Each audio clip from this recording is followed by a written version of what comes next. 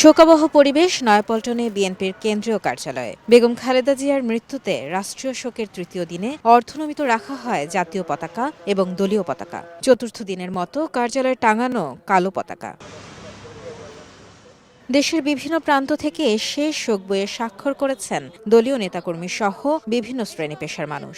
চলে কোরআন তেলাওয়াত ও মোনাজাত।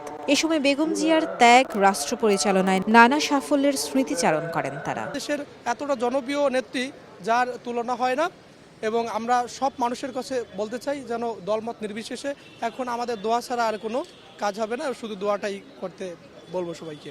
নেত্রী যেভাবে দেশ এবং দেশের মানুষকে ভালোবেসেছেন, মহান আল্লাহ রাব্বুল আলামিনও তাকে সেভাবে ভালোবেসে তার রহমতের চাদর দিয়ে তাকে সবসময় ডেকে রাখেন। শোককে শক্তিতে পরিণত করে দলের ভারপ্রাপ্ত চেয়ারম্যান তারেক রহমানের নেতৃত্বে আগামীর বাংলাদেশ বিনির্মাণে কাজ করার অঙ্গীকার নেতাকর্মীদের। বিএনপির ভারপ্রাপ্ত চেয়ারম্যান জনাব তারেক রহমান, ওনার মাধ্যমে এই দেশটা যেন সুন্দরভাবে শাসন করে, সুন্দরভাবে দেশটা চাপ পরিচালনা করে, আমরা এইটাই চাই। জাতি 3টা পরশপত্র পেয়েছে, তার মধ্যে 2টি হারিয়েছে। আমাদের মাঝে একটি পরশপত্র আছে জনাব তারেক রহমান। তার নেতৃত্বে আমরা চামু বেগম খালেদা জিয়া, শহীদ প্রেসিডেন্ট জিয়াউর রহমানের আদর্শে এবং তার নেতৃত্বে আগামী বাংলাদেশ গর্ব।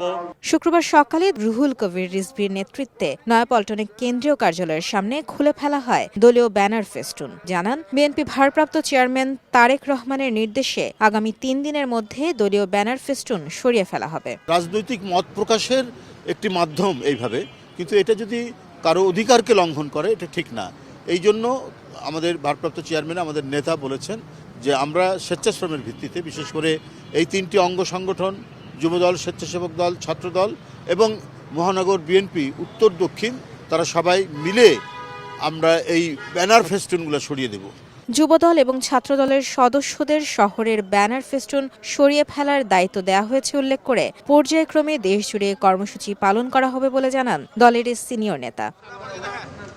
মায়মুনা হায়দার চৌধুরী, সময় সংবাদ, ঢাকা।